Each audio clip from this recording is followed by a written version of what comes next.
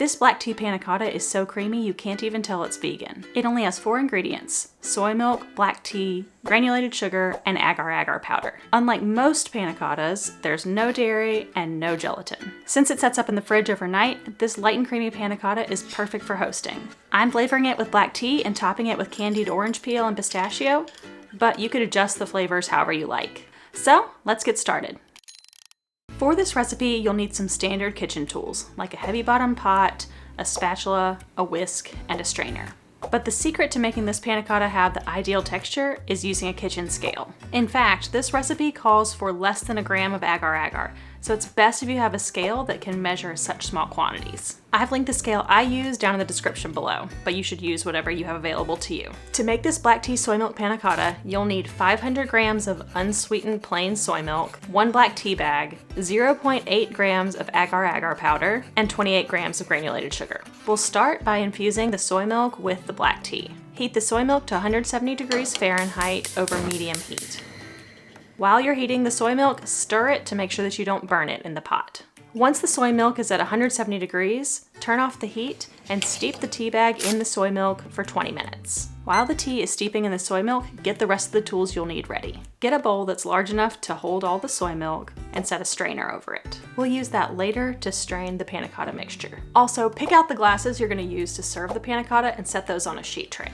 This will make them easier to carry to the fridge later. Once the tea is done steeping, remove the bag and squeeze it out to make sure you get all that flavor. Then add the agar-agar and the sugar to your flavored soy milk. Stir it all together and heat it up over medium heat. While the mixture is heating, make sure you stir it constantly so the soy milk doesn't burn. We're gonna heat this up until the soy milk mixture gets to a rolling boil. Once you get to a rolling boil, turn off the heat and strain the mixture through the strainer you got ready earlier. It's important to work quickly here because the agar-agar can set up this mixture in a jiff. As soon as you've got this mixture strained, pour it immediately into the prepared glasses. Now all that's left to do is to pop those glasses into the refrigerator. And since you've got them on a cookie sheet, they're easy to carry. Leave the panna cotta in its glasses overnight uncovered in the fridge. If you cover the glasses, condensation will drip back down into the glasses, leaving a watery mess on top of your panna cotta. The panna cotta will be ready to eat after it sets up overnight. You can leave it exactly as it is, or you can top it however you like. If you want to use the same toppings as me, follow along in the rest of the video to learn how to make candied orange peel and candied pistachio. Candied pistachios are very quick and simple to make, and you could swap the pistachios out for any nut you'd prefer. To top these panna cottas, I use 35 grams of shelled pistachios and 7 grams of granulated sugar. You'll also need a nonstick skillet, a spatula, and a sheet tray lined with parchment paper. To make the candied pistachios, heat the skillet on medium heat, then add the pistachios and the sugar. With the heat on, gently stir the nuts and the sugar together. Keep cooking and stirring while the sugar melts and until the pistachios are golden brown. Once you've got golden brown pistachios covered in sugar, gently pour them onto your prepared sheet tray. If you want all of your nuts to be separated from each other, go ahead and pull them apart now while they're still hot. Be careful though, the sugar will be extremely hot. So if you prefer to just skip this step, it's okay to have clumpy nuts. Once you're done separating the pistachios, leave them to harden. Now you can move on to our next topping, candied orange peel.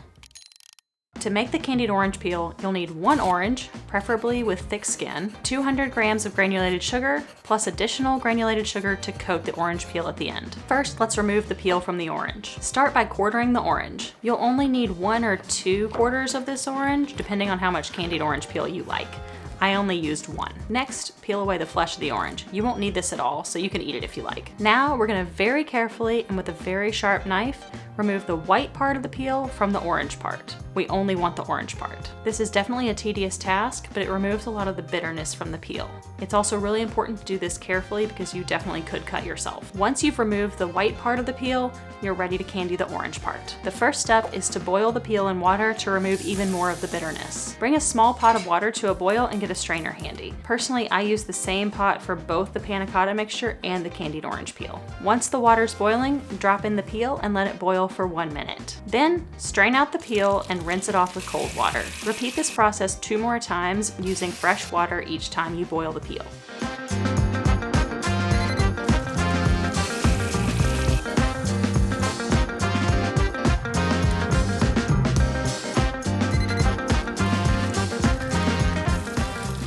After After you've boiled, strained, and rinsed the peel 3 times, it should no longer be bitter. Now we need to make a sugar syrup to candy the peel in. Rinse out your pot and put 120 milliliters of water and 200 grams of sugar in the pot. Bring the water and sugar to a boil to make a syrup. While you're waiting for the sugar syrup to come to a boil, thinly slice your orange peel. The sharper your knife, the thinner strips you can get. Then, once your sugar syrup is at a boil, drop your thinly sliced peel into the syrup. Lower the heat so that we can simmer those orange peels for 45 minutes. Be sure to keep an eye on the pot though to make sure that the syrup doesn't boil away. You don't want the peels to burn. While the peels are poaching in the syrup, get a plate of granulated sugar ready. We'll use this sugar to coat the peels once they're done poaching, so the sugar just needs to be deep enough to coat the orange peels. Also, set a cooling rack over a sheet tray. We'll need this sugar and the sheet tray with the cooling rack later. Once the peels have poached in the syrup for 45 minutes, remove them and toss them in the granulated sugar. Then place the peels on the cooling rack to dry. The sugar on the orange peels will be extremely hot while you're doing this,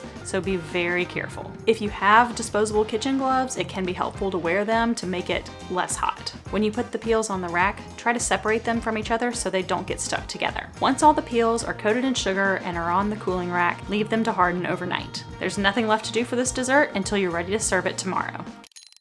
Just before you're ready to serve the panna cotta, remove the glasses from the refrigerator. I like to top each panna cotta with a little nest of candied orange peel, and then put a couple of pistachios on top of the nest. Now your desserts are all ready to eat. I hope you enjoy this soy milk panna cotta. The recipe is linked down below in the description if you prefer a text version. If you do make this panna cotta, I'd love to hear about it down in the comments. You could experiment with different kinds of tea or other flavorings for the soy milk, and you can also play with different toppings depending on what you prefer. So feel free to make this recipe your own.